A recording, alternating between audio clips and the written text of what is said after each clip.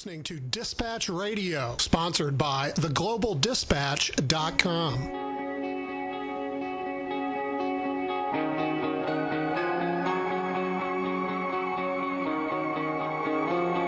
They've made me feel like a prisoner. They've made me feel set free. Welcome back to Dispatch Radio. This is Brandon Jones and Robert Harriman, brought to you by theglobaldispatch.com. Now, this is the part of the show where we get to have a little bit of fun. Yes, we have a ton of world news, hard news, politics, and that kind of thing. But we have a monster. We joke about it all the time. The pop culture influence on the website, the amount of stuff that people like to just escape from because of all the pop, the heavy stuff that's going on in the world. So let me touch on some TV news before we get Mike. Mike Smith is at MediaMikes.com. They do a ton of reviews. We're going to get to some movies that are coming out and talk some movies with him. But before we get to, I kind of tease Bob because 3 of the biggest television shows that have the hugest followings, we have massive traffic when it comes to BBC's Sherlock, Dexter on Showtime, and, of course, The Walking Dead. Now, we have news on all of these things. The Dexter, they're in their final season of Dexter, Season 8. They wrapped up their finale. Bob just shakes his head. He has no idea, and I'm sure he even cares. Well, I'm just thinking about the power of Ben Batch when we're talking about pop culture. Oh, the power of Ben Batch. For those of you that don't know Ben Batch, that's Benedict Cumberbatch. He's the star of Sherlock. He was the villain in the Star Trek movie. And when we first started and transferred from some of our older websites, different things that we'd worked on, we started the Global Dispatch. If Benedict Cumberbatch's name was in the story, it had monster audience right away, and he didn't even know who this guy was. Yeah. I'm not sure you I still don't. Still don't know, right? So Sherlock is a huge BBC detective show based on Sherlock Holmes. It's a great show. I would recommend it. They're in their 3rd season. They're wrapping up. They're due to come back most likely in October, and then they'll air in the U.S. probably in January. But Dexter's wrapping up, and of course there's a brand new photo put up this morning. It's the San Diego Comic-Con photo for The Walking Dead. So for all the Deadheads out there as we head into Season 4 of The Walking Dead. So that's out there. A lot of movie stuff going on as well. We're headed into the Comic-Con, and I tell you, there's brand new Spider-Man photos. Let's see if I can get my son Jake. I don't know if he's actually seen it yet or not. But Electro and Rhino are going to be the villains in this next movie. Now, Electro is the electricity guy. He shoots lightning and that kind of thing. He's going to be played by Jamie Foxx. And he's bright blue with the electricity sort of inside of him. What do you think of that photo there, Jake? Electro looks pretty cool or no? Yeah, he's pretty cool, actually. I didn't expect anything like that. This is the first time I was seeing it. I thought they were going to go with more of an original rather than that, but I think I like the new version pretty well. The original was pretty cheesy with like a bright green and yellow suit and all that. And this guy looks really kind of powerful and intense and that kind of thing. So it's completely different than what you might see. So if you check that out, that's the Amazing Spider-Man 2. That comes in 2014. Bob's at least stroking his beard, so he might have something to say on Spidey. Well, yeah, concerning Spider-Man, Brandon, I would love to hear more about Thomas Williams, the 300-pound man. All right, well, if you click over to Weird News when it comes to Spider-Man, the connection there is you have a, he's 300 pounds. He's a huge guy, like 6'5", right? Yeah. Yeah. He breaks into a school. He's vandalizing the school. I'm not exactly sure I totally understand. I don't believe police even understand all of his motivation. He's spraying a fire extinguisher around, that kind of thing. Again, this is in the Weird News section. Click the Weird News, you'll see the story. And they're Thomas Williams. When they found him, all he had on, his Spider-Man underwear.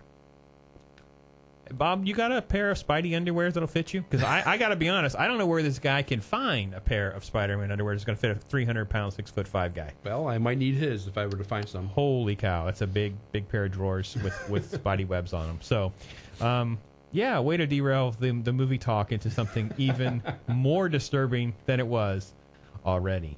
I don't know if Mike's having trouble getting through to us today. I'm going to go ahead and start talking about a movie we were able to sneak preview. It's called Red 2. Now, this movie doesn't come out for another week.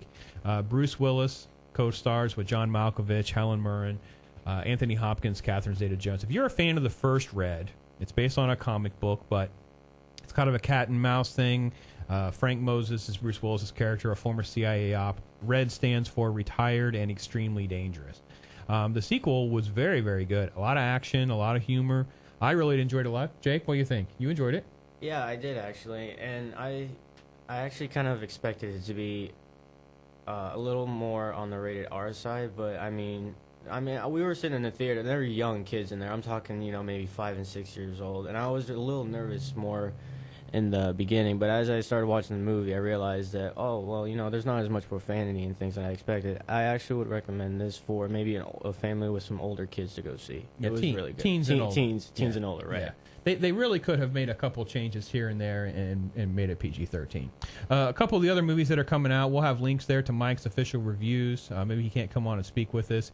Pacific Rim is a big sci-fi glory fest between robots and monsters. That comes out today. The director that did the Hellboy films, he's the one that's behind that one, so expect that to be a big, big blockbuster this weekend. And then there's a movie called Grown Ups 2.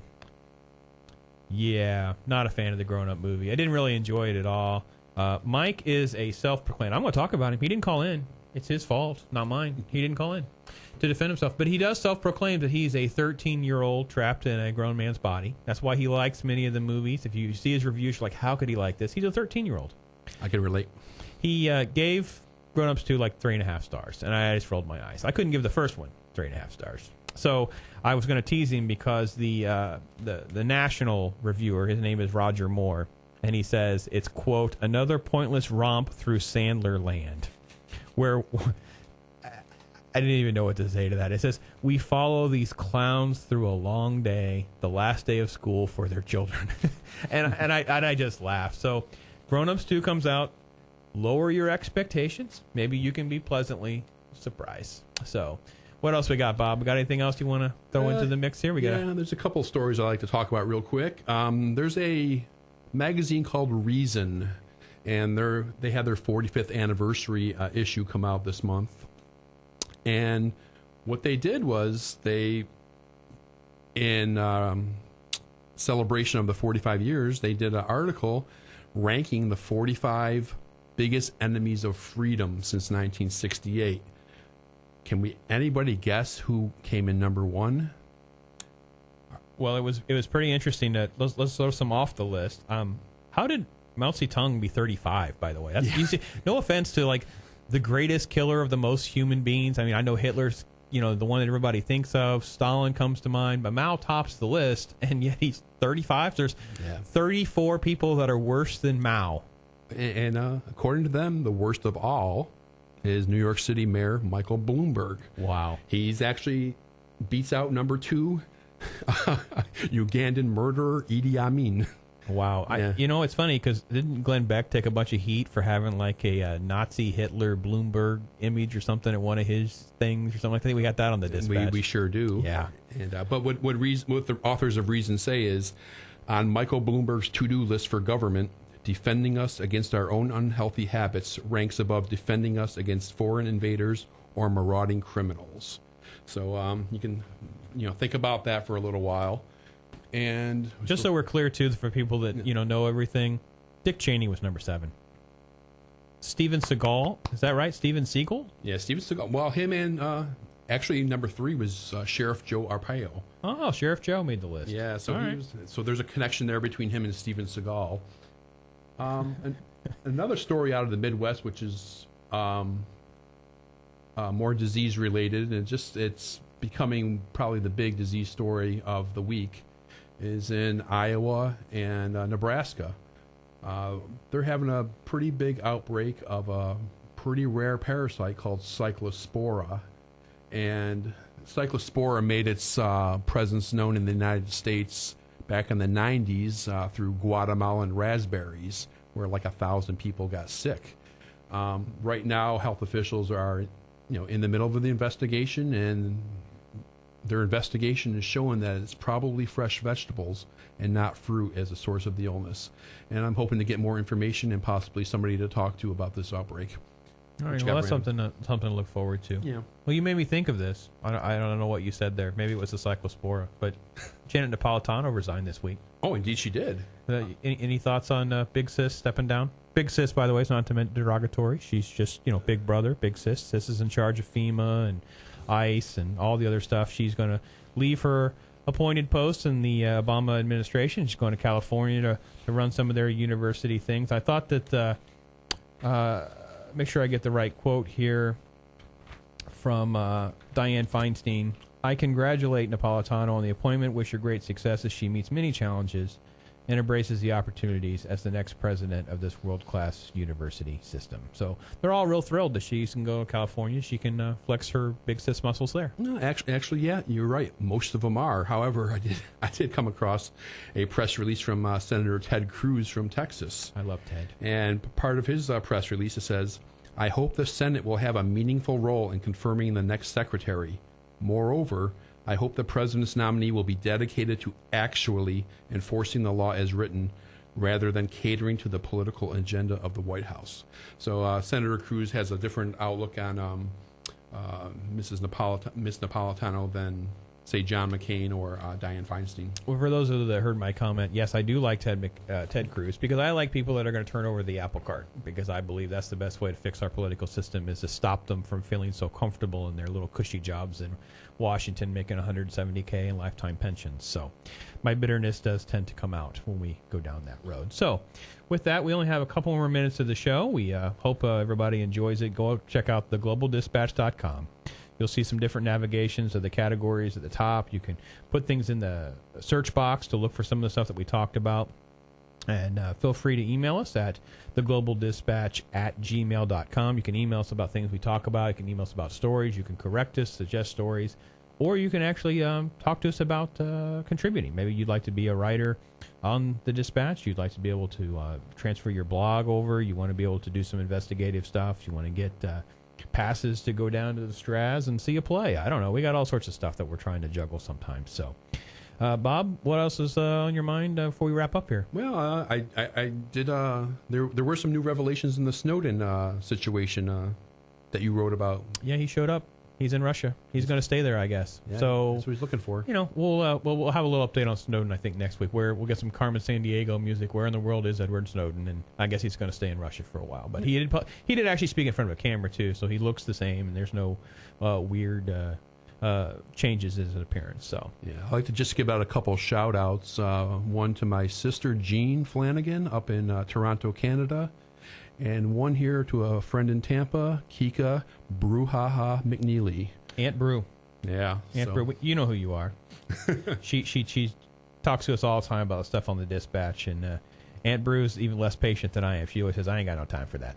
So that was, she means a lot to us in that regard. So we want to thank all of our sponsors.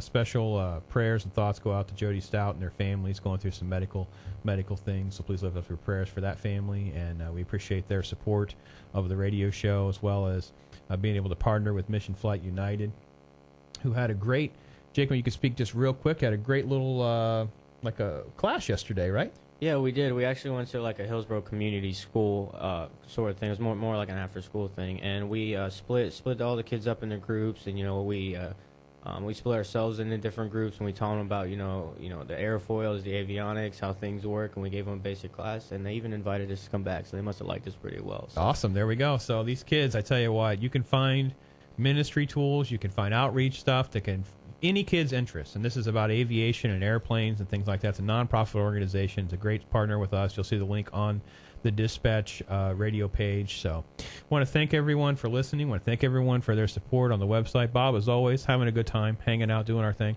Yeah, it's always a good time working on the website, working for the radio show. It's a dream of sorts. All right. Well, we'll be back again next week. We'll have Mike Smith on. Hopefully, he'll be able to join us. We'll probably have a lot to talk about. There's always tons of news. I think somebody told me it's like shooting fish in a barrel doing this. So, hey, it's an easy job. Can't complain. Bill, as always, in the engineering room. We appreciate all of his help. You folks, have a wonderful week. Stay safe. God bless.